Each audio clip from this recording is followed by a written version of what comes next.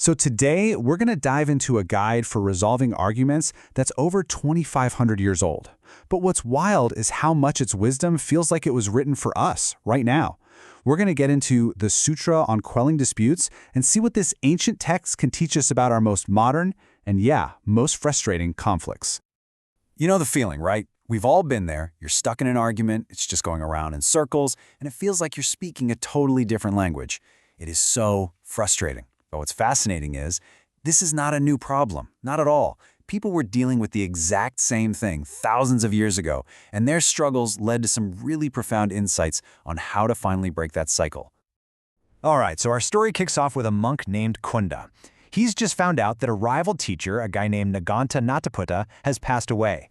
Now you'd think, okay, rivalry over. But nope. Instead, this is where a huge conflict actually begins. See, the rival's followers didn't just disagree. They came looking for a fight. They were aggressive, basically declaring their teachings were the one and only truth. Their message was blunt, absolute. We are right, you are wrong. This was a direct challenge, you know? It was designed to provoke, to create chaos and division.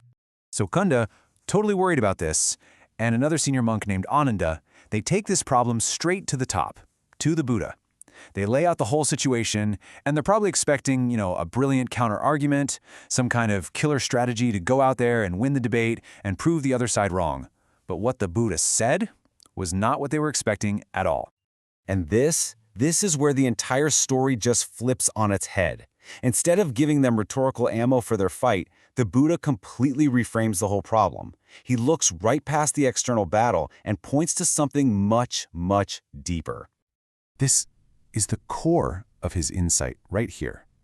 While Kunda and Ānanda saw an external problem, an attack from some other group, the Buddha pointed inward. He basically said the real source of the fight wasn't what the other guys were saying. It was the stuff happening inside our own minds, the internal states that actually fuel conflict. And these are the true troublemakers he identified. I mean, things like anger, jealousy, deceit, those are pretty obvious.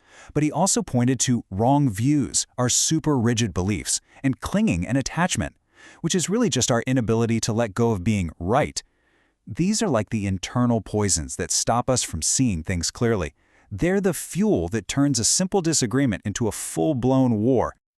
This quote from the Sutra just nails it. When we're blinded by our own anger and hatred, we lose the ability to show respect, to even listen. We literally cannot see the Dharma, which you can just think of as the truth of the situation. The conflict isn't out there. The battle starts inside us. Okay, so once you've diagnosed the real problem, how do you actually fix it? Well, the Buddha didn't just point out the issue, he gave them a practical toolkit, a step-by-step guide for resolving disputes after they've already started. He laid out 7 specific methods for quelling disputes. And these aren't just, abstract philosophical ideas. They're concrete, practical things you can do to bring peace back to a community. We won't cover all 7, but we're going to look at 3 of the most powerful ones. The first one is called self-admission. It's the most direct method there is. It's about having the courage and the humility to just stand up in front of everybody and say, I was wrong. That was my fault. It's such a powerful act of taking responsibility, and it can just instantly de-escalate all that tension. The second method is a little more structured, more one-on-one. It's for when you've wronged a specific person. The sutra outlines this clear ritual. You go up to them respectfully, you state your name and your mistake clearly, no excuses, and then you sincerely ask for their forgiveness. This formal process shows real respect and seriousness. Now this third method, this one's my favorite. It's called covering with grass, and it's designed for when a whole community has split into factions. It's this beautiful metaphor for collective healing. The idea is that after both sides have gone through the process of admitting their part in the conflict, the entire issue is just dropped completely. You cover it with grass so it can't be seen or brought up ever again. It's a commitment from the whole group to just let it go and move forward without holding on to any resentment. It's all about that closure. But okay, fixing arguments is great. But what if you could stop them from even starting in the first place? Well, beyond just fixing things, the Sutra offers a proactive blueprint for creating harmonious communities. And that brings us to the 6 rules for harmony. The first rule is all about our physical behavior. It just means being kind in our actions, right? Helping each other out, creating a space that feels physically safe and supportive. It's the absolute baseline of respect. The second rule, of course, focuses on our words. Words have so much power to either build or destroy.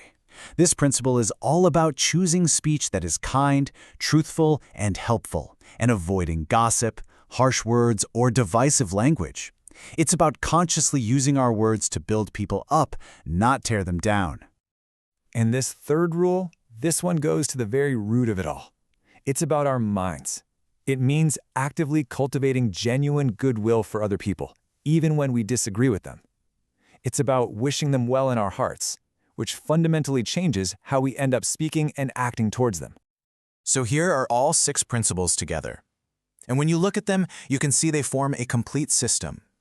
We've talked about action, speech, and thought. But it also includes sharing resources fairly, agreeing on a common set of ethics or rules, and trying to align on a shared way of seeing the world. It's a truly holistic framework for building a community that actually works. So why does a 2,500-year-old text actually matter to us today? Because these principles are absolutely timeless. The technology we use to argue may have changed, hello internet, but the internal mechanics of conflict, they haven't changed one bit. Just think about it. What if your next project meeting was guided by harmony in speech and thought? What if, instead of pointing fingers, a team member actually used the self-admission method to take responsibility for a mistake? It would completely change the dynamic in the room, wouldn't it? Or how about that recurring argument you have with a family member? What if, before you said anything, you focused first on the anger or the attachment that's bubbling up inside you? And online? Can you even imagine if the principle of harmony in speech was applied to social media comments? I mean, it's a radical idea, but it gets right to the root of our modern flame wars. So I'll leave you with this to think about.